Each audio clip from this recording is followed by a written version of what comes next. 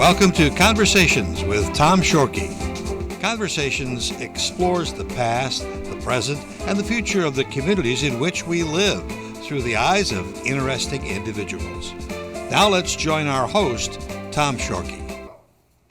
Welcome to Conversations. I'm Tom Shorkey, your host for today's program. We have very special guests with us today. We were supposed to have two guests, but we only have one. We'll explain that in a little bit. There's one fact of life. If somebody's interested in opening a restaurant, that new restaurants, 60% of new restaurants, 6 out of 10, fail in their first year. 90% of new restaurants close before their 5th anniversary. I'd like you to keep that in mind because what we have today is a tremendous success story. We have a couple local young people who went into the restaurant business 11 years ago, and they have been phenomenally successful. And with us today is not Jeremy Fisher, but his wife, Missy, the co-owners of the Marine City Fish Company. Welcome to the show, Missy. Thank you for having us. And when you're in your own business, you run into a problem like staffing, and Jeremy had to hang back and take care of things. Yep, he's holding down the fort. For our audience at home, give us a little background. Like, where are you and Jeremy from? Sure. I'm originally from the Marine City area. Casco, I grew up right off Palms Road, went to Palms Elementary, and did the whole middle school in Marine City and Marine City High School. Graduated in 2001. And Jeremy himself went to Anchor Bay, grew up off Lake Collins Road, and also graduated from Anchor Bay. And him and I met in the restaurant business, about 15 years ago. So you were both in the restaurant business, and somewhere along the way? Yep, we decided, hey, let's hook up and start our own. It took a little story down the road, but it was fun. And somewhere along the way, you two guys had a moment and said, we ought to open our own restaurant. Yeah. What did you really, when you had those initial thoughts, what were you guys thinking? What kind of restaurant? Where was it going to be? Well, it was really bizarre because it was something we both wanted to do, but when the timing never seems right to I'm going to just open a restaurant. We were on the younger side, weren't hanging on a lot of capital quite yet, so it was a little risky, but we decided, we were both driving separate ways. I was going out to Detroit every day. He was going out to Lake Orion every day, just the rat race, and we just decided we wanted to try it. And we looked around different cities. Really wasn't sure about going back to Marine City. I was away for 7 years, so I'm kind of glad I did go away and come back because Marine City is kind of a really cool town. As a kid and growing up in it, you don't think of it as, but yeah. It's really neat to be able to see ships going by and just the uniqueness of the small town and the historic of the small town, which is cool. So we went back and forth, and we decided it was a small, manageable little spot that we were going to start out, and we started out in November of 2008 in just one side, and we had 9 tables when we first opened. Well, now let's think about it. For our audience who hasn't experienced the fish company, or maybe not even sure where it is. Sure. You are downtown Marine City. Yes. You are in what started out, I think there were what were those 3 businesses that were in that building? So the 3 businesses, so it's one big building, and it was split into 3 businesses. There was a vacant one, then there was a boutique, and then there was a dog grooming place. So we took the far right one, and it just had 9 tables, and a small, tiny little 5-person patio off to the side. And you look right across at the Waterworks Park there, so you got a clear shot at the freighters going by. Yeah, we do have a pretty cool spot for that. That's one thing everybody does enjoy. And then having the big lighthouse is also a nice little asset to the town, too. Not many towns you go to, and you can see like a big old lighthouse. It's neat. And I think the other thing is, if you talk to little old people from Marine City that are 70, 80, 90 years old, mm-hmm. They will tell you the fish company is in Gonzer's Barber Shop and Palmer's Bakery. Yeah, that's what I hear. Those were the side-by-side businesses for about 30 years back in mid-century, the 50s and 60s, early 70s. So that's where we are. For our home audience, just so that you know, We're It's right a very now. old historic building. Actually, it's the oldest building in Marine City. 1834 it was built. Really? So yeah, we have some really neat pictures that eventually I'd like to make a little memorable wall of, the historic of that building, because it went all the way back from Wang's boot shop on the very end that burnt down. So there's a lot of historic in that building. We have some cool pictures of horse and buggy outside. It's pretty neat. Well, that is Yeah. neat. Now, with so many restaurants that open, did you consider burgers? Did you consider pizza? Did you consider wraps and sandwiches? What, or were you guys fish all the way? Well, it wasn't. I think you definitely you have your and what you want to do, and we definitely wanted to go on the seafood line, but the smoking option too.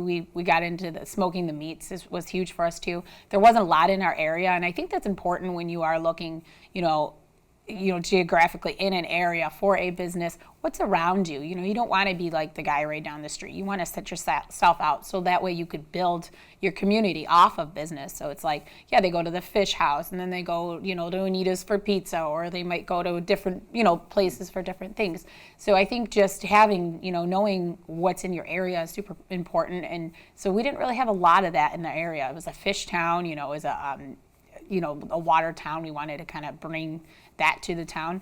Bringing freshness and gourmet was a huge part of what we wanted to do. Let's talk smoked fish for a minute, because realistically, you can pick up smoked fish here and there, or if you're up north, but you guys do a phenomenal smoked fish business. Why? Well, Jeremy does a lot of our smoking. We have a team now that is slowly starting to, he's picky with who he lets touch his smokers, but there's another guy that works with us that helps out with that on the end. But he solely does most of the smoking, and this year when we did the addition, we also built a smokehouse. So we bought 2 Cook Shack smokers.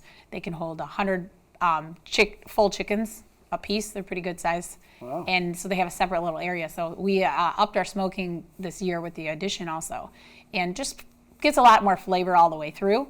But we're smoking our smoked salmon, we're doing our brisket, pork shoulder, bacon, and beef tenderloin jerky. Oh, and our ribs. So Wow. we smoke all those inside. And now what makes our smoke stuff really good is we do a 24 to 48 hour brine. And so we have a little bit of a secret process. Explain that to our listeners at home. Sure. A 24 to 48 hour brine. Yep, brine. Tell us what that is. So you're getting a fresh, and again, fresh versus the frozen is going to make a huge difference. So we pay a little bit more for our products, but we try to bring in fresh seafood versus things. There's so many products out there, and products that are frozen or part frozen, and we try to bring the fresh fillets of salmon. They come in, they're checked, they're cleaned, and then they're putting into one of our specialty brine solutions, a wet brine. And so it sits in these buckets, food buckets, wet brine for 24 hours, and then we pull them out, lay them on the smoker racks, and then we put any dry products on it. So we'll do like our hickory mesquite. We have a little hickory mesquite rub. We have an alderwood dill. We'll put the fresh dill over the top, smoked with the alderwood, and then we also have like a Cajun pecan. So we'll put the Cajun over it and then smoke with the pecan wood. So there's a nice long process with all that. Let's talk about, I would say peak season, but the way the cars are parked down in front of your restaurant, peak season is 12 months a year. But let's say summer. How much summer is our peak June through August. How much fish do you smoke?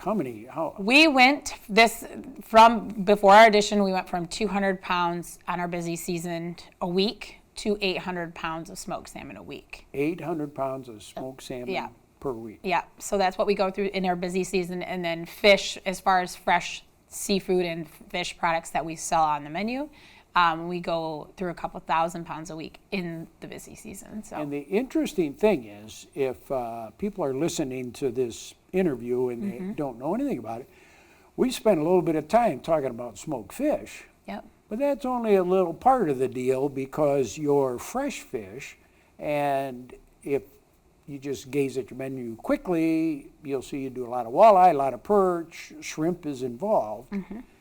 And I think it's important for our listeners to know that this is fresh fish that comes in. It's not breaded in a factory in Mississippi or any other place. No. What happens when the fresh fish comes into you? So fresh fish comes in, it is immediately put into our refrigerator, and then it is checked by one of our, either Jeremy or one of our certified guys in food safety to make sure, because sometimes you gotta still check things that come in fresh.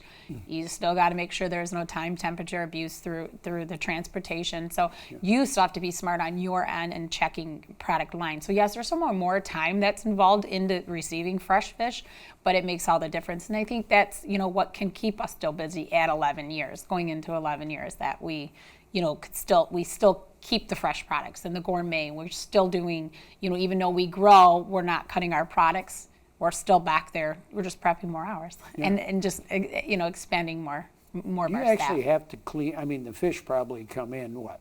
Are they the heads off and gutted, or what? We get them in fillets, and we still have to debone. So we bring in all of our fresh fish. They come in nice fillets, and you still have to, certain things that you do take the skin off. You take the skin off, and then like the walleye, we take the Y bone out. So we do it's fresh as you can get. And we do a couple deliveries, so 2 deliveries during the off season and 3 deliveries a week during the busy season. Okay, you've been in business 11 years, and you started off with about 9 tables in that very old building we talked about. And then 3 or 4 years ago, you added a bigger kitchen. Is that my understanding? Yes. So 2016, we were pushing out. We were already maxed out our kitchen for what we were, the 3 small little areas, and then with the addition on the patio, it was only 5-6 tables, but still that maxes yourself out in the kitchen. So we were kind of maxed out in our small little kitchen. So we said if we did any growth, we were either going to do it where we were, or we were going to look at another facility. So we decided to grow our family at that time, so we wanted to stay locally instead of going to another location. So we decided to add a 20 by 20 kitchen on with a whole new line and equipment, and that's been wonderful. It's been so nice.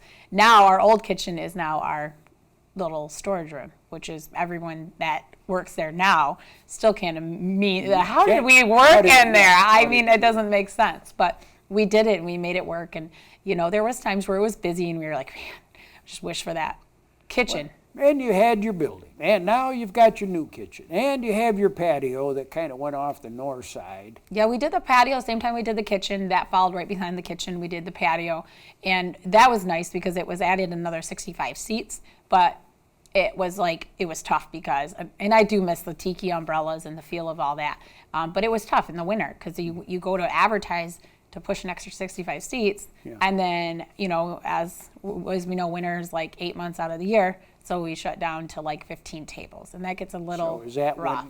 Is that when the idea of the new addition popped up? We kind of knew we wanted to, when we put the patio on, we knew we put the heated floor, when we poured the patio for just the patio addition back in 2016, we put the heated floor underneath because we kind of knew we wanted to do 4 seasons. Now we were looking for 4 seasons, and then we looked into, what if we want to make it, what if it gets cold, and we might as well take the next step to make it permanent year-round, something that we can host year-round. And that's been awesome. It's been great being able to do parties. And did you design that yourself, or did you sit down with somebody and say, this is what we're thinking about, or how? No, we designed it ourselves on paper, just on grid paper. So a lot of it was chicken scratch, ideas that we went through to the architect with, and then they just helped us kind of bring it to life. And you kind of have like the garage door type things on both levels. We didn't want to lose that outdoor. That was a hard part to be like, all right, let's cover it. So we wanted to keep the outdoor feel, especially in the summer. We have 10 garage doors, 5 up top, 5 on the bottom. They all roll up. Got entertainment, just nice people walking the streets and people sitting outside, and it was really awesome just to see people enjoying themselves outside. And then the top level, because there's 2 levels, so the top level is amazing outside. You still have good view downstairs, but if you can make it upstairs and you can eat and dine upstairs outside, the view across all the buildings and the cars is pretty wild. It's nice. That's kind of neat. Yeah. All right, and in that new addition, you also build a bar that looks like an old cabin cruiser that Chris Craft would have built, but that's your bar area. That is our bar. Yep, we always wanted to have a boat bar, something fun, something unique. So we kind of mocked it off of like an old yacht, Chris Craft yacht, and that's what we started with. When we built it, my husband did it with a good friend of ours who became a good friend of ours, named Dick, through all of our construction. And I want to give him a thanks because he did all of our beautiful woodwork, and he did help Jeremy guide him on the boat. So in honor of him, the boat is called Dick Craft now, and he has a nice medal. If you get a second and you're in the restaurant, take a second to look up on the right side of the bar. So it's just unique as a service station. People the servers can work out of, and then a boat that the bartenders work in, and then you sit up and have a drink in the window. And the name of the boat is? It's called the Virgin Sturgeon. Now, why the Virgin Sturgeon? Well, we always like sturgeon, and sturgeon is kind of in this area. A lot of people like to fish for sturgeon. That's one of my husband and I's favorite thing to do. Where the Virgin come in is because we have the signature drink. It's called the Virgin Sturgeon, and it's called the Virgin Sturgeon because it's opposite of virgin, and it has a drink for two, and it looks like a fishbowl with the nerd rocks and the Swedish fish, and it's blue, and it has the little umbrellas and fun straws, and some rum and vodka and all that good stuff in it. So that's a drink for two. So we named our boat after our specialty drink. Now, and you also have people that look at the inside of your restaurant, and it looks like you've got this wood paneling all through there. But it's not wood, it is? It is wallpaper. Wallpaper. It is How many wallpaper. yards of wallpaper did you say? Oh, goodness gracious. That's a good question. I don't remember offhand, but it was a lot. And we worked with the Bradfords. Yeah, Ray Bradford. And we worked with them, and they were an amazing team to work with. So between our painting and our wallpaper, they tackled that along with Preferred Construction doing our major construction part and helping us get through the project successfully. And they all made it fun. And St. Clair resident Dick Eifert was the He is. The Dick yeah, Craft. he is the Dick Craft. All right. So yeah, he's a major part of that whole edition. And we enjoyed it. We made a lot of friendships through the building process, which was fun too. Now, one of the things when I read about restaurants that don't quite make it, oftentimes it's staffing problems. Sure. Tell me about your staff. How many people does it take to run the fish company, and how do you train them? So the training process I've learned, because I've went from training only being the only person who hires and trains, and I wouldn't let anybody touch that until now that I'm growing my team. I'm relying on my managers who have been amazing.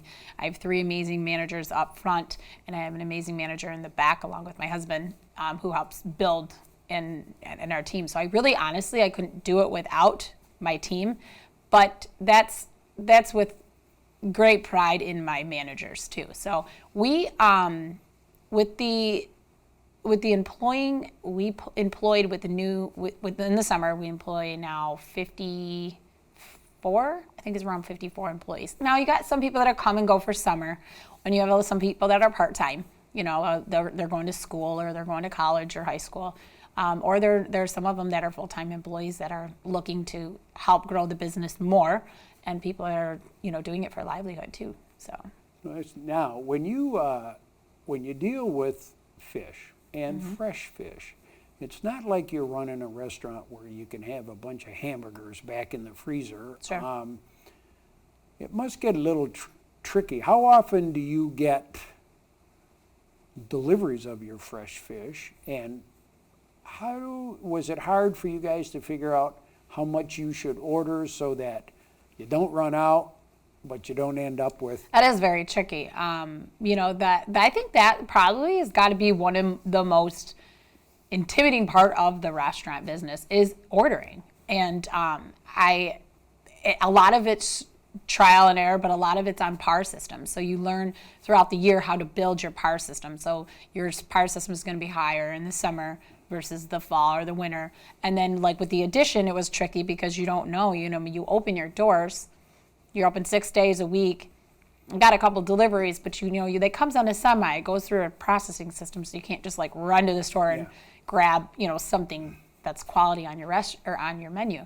So we've had to really learn how to like adjust. So when we did the new edition, it was a lot in the beginning, like a little intimidating to be like doing that first order, and you don't want to run out, and again, you don't want to waste. But we do try to cross-use a lot of our products so we don't have waste problems. But a lot of it was just starting it, adjusting it, tweaking it. Did we run out of anything for the first couple weeks? And then by the first month we were in, we were kind of found our little bit of our pattern. What, when you and Jeremy are out of town and you pop into restaurants, what makes you crazy when you go in somebody's restaurant? What just hits you that it's not right sometimes? Poor attitude. Absolutely. That's, I think, the worst. And you don't have to have the finest food. You don't have to have everything. It doesn't have to be perfect or fine dining or anything like that. And it doesn't matter whether you walk into a McDonald's, you walk into a Coney Island, you walk into, a nice, beautiful steakhouse. I think service has got to be number one all the way from that door, whether you're somebody seating themselves or not. Service has got to be number one because it's the biggest turnoff. You go in, you don't get much a night out. And not only that is people don't know what people are going through in their lives too. They may just had a bad day, or they're just going out for a birthday or this or that. And it's like, I think everybody deserves the service end of it to be top notch and A+ for sure. Okay, when you two started the fish company 11 years ago, at that Marine City now, everybody knows you can't find a parking place. It's hectic. There's a lot of great stores. Theaters are in town. But when you first jumped into this, I think the Sweet Tooth was going strong, but it was on the other side of the street at the time. Yep. So as I had Todd May on here a year or two ago, and he said actually he and then you and Jeremy were like the pioneers of the revitalized Marine City.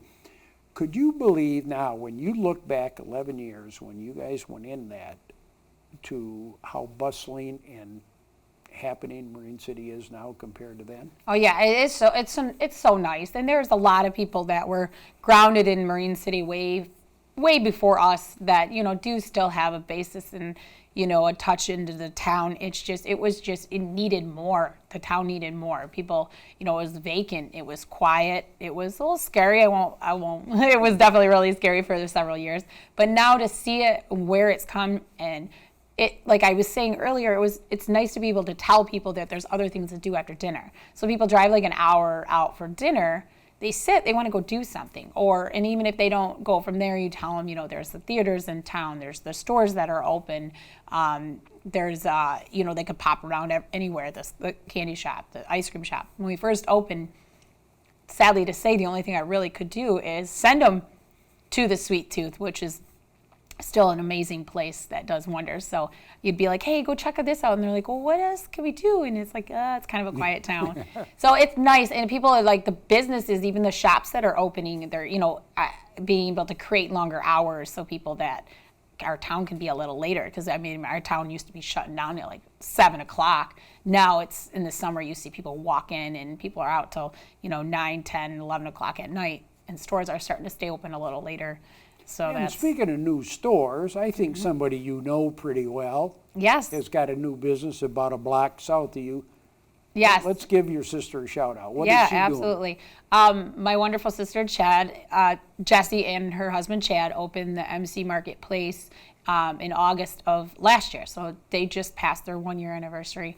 And they moved up from North Carolina, and it was a little envision they wanted to do. She was interior designers for over 20 years, and they just kind of did something similar in a different way, quit their jobs, went for what they wanted to, knowing that might not make the biggest money in the beginning, but it's a dream and a goal that you want to work towards, and she's done that. So if you haven't been into the marketplace, please stop in. You can get anything from kids stuff to jewelry to clothes to men's stuff to anything you need is at there. In fact, I stopped going to the 23-mile road to get my little odds and ends. I can kind of travel down the street. So. What's the hardest part? If you've probably had a couple nights where you and Jeremy are sitting there and you're going, what part of aspect of owning our own restaurant is? What's the hardest part?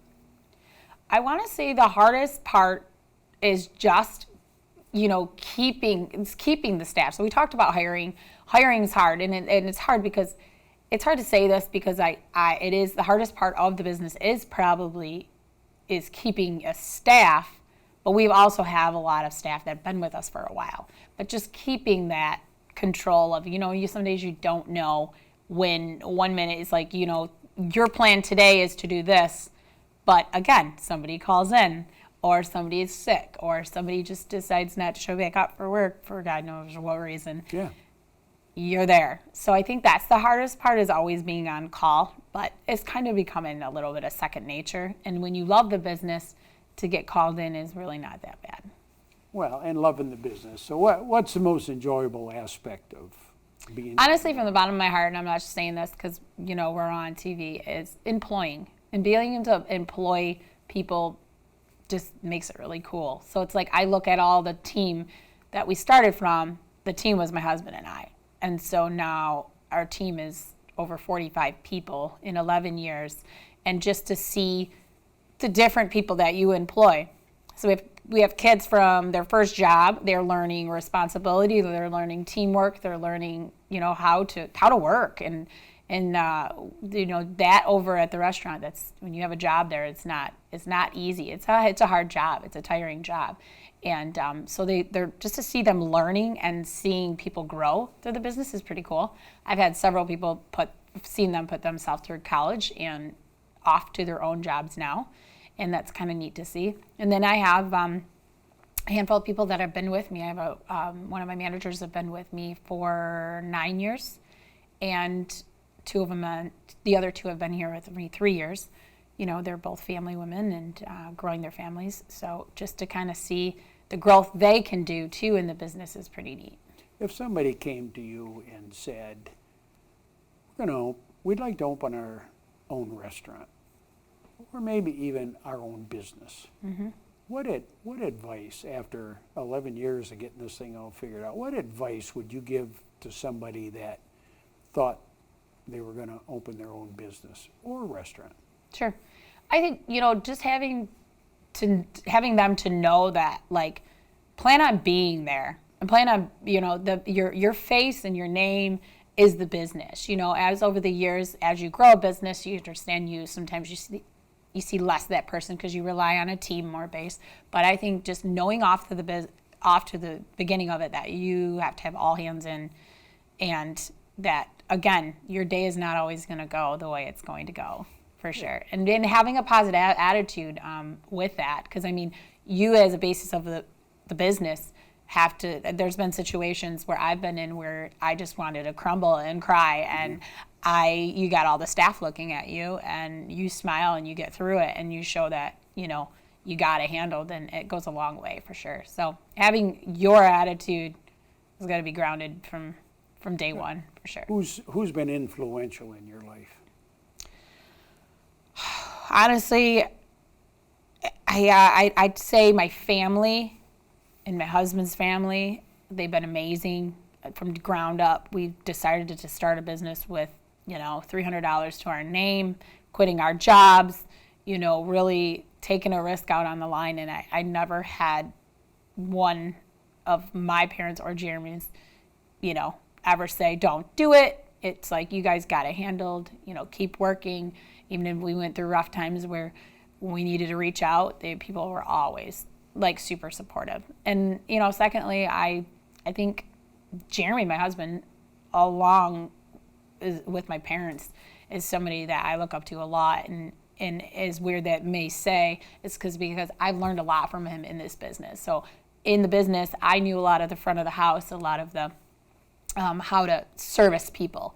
But I learned a lot in the back. I learned the process of, the food and how it's handled and the ordering. And there's times where you get, again, he wasn't in, and I've had to jump on the line and cook many times. And, I wouldn't have been able to I've been in a jam a couple times, and I learned from him. So I would say he's got me a long way in this business. So him and I together make a good team.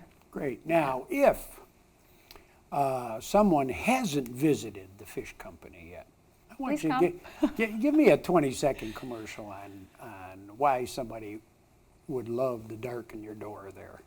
I think if you come in and have a nice a dining experience at a restaurant, whether it's for lunch or dinner for a special occasion, you're going to come in, you're going to get showered with awesome service. We specialize in gourmet food, whether you're a seafood eater or not. We have an equal menu of both.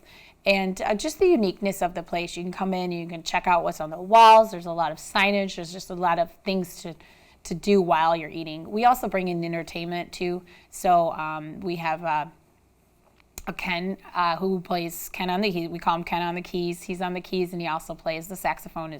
Does a beautiful job twice a week. And then Jimmy just joined our team. He plays the guitar, and he comes in once a week and plays the guitar. So I think you come in, you're going to have a nice dining experience, and we're going to do our best to shower you with good service. Tuesday the all-you-can-eat perch day, and Wednesday is all-you-can-eat jumbo shrimp for $12.99, and then Thursday's fresh walleye for $10.99. Then Friday, Saturday, Sunday, we bring in a fresh catch. We bring in something different each weekend. So. And for our people at home, it is excellent food. And if I was going to recommend one thing, try that shrimp when you get there. However, you and Jeremy are fairly young in this business, even though you've been at it for 11 years. Yeah. Got a young family, but what's the next chapter going to be? Next chapter, 2020, and over the next year, our goal is to just tighten up what we have and regulate what we have. When we opened the addition, it was like finished construction, open, wham, bam, slammed. And it was like, wow, summer's over. We got through it. Phew, it was a good positive thing, but we learned a lot of things. We built a lot of things. So it's now this year is going to be tightening up our team, tightening up ourselves with, knowing our bookings for parties and our catering and all that good stuff. And then, just keeping our options open for further stuff, but we'd like to do a little bit more of renovation in our old area that we'd like to kind of just bring up to par a little bit. So we're not quite ready to open the fish company in Traverse City, Sheboygan, and... It sounds nice. It sounds beautiful, and we've had some opportunities, but we also have a young family, and I want to like the business, so I'm just kind of taking it slow. And I know we could go a little further faster with other opportunities, but I think our right foot in the door is just to maintain what we have, and then who knows? It's got a little 3-year-old and a 6-year-old and a 17-year-old. So between that and the business, we got a good balance. A lot on your plate. We got a good balance. Yeah. Yep. For our audience at home, we've had a wonderful conversation with Melissa. I'd like to thank Jeremy for sending her down today, and he couldn't make it because he's back doing something in the kitchen. But Melissa, you did a great job. Thank you. You run a great restaurant, Appreciate and you are an integral part of that revitalized Marine City. Thanks for being our guest. Thank you so much. You've been watching Conversations with Tom Shorkey. Conversations explores the past, the present, and the future of the communities in which we live through the eyes of interesting individuals. If you have an idea for a future conversation, please contact us at www.watchctv.org. Thanks for watching Conversations with Tom Shorkey.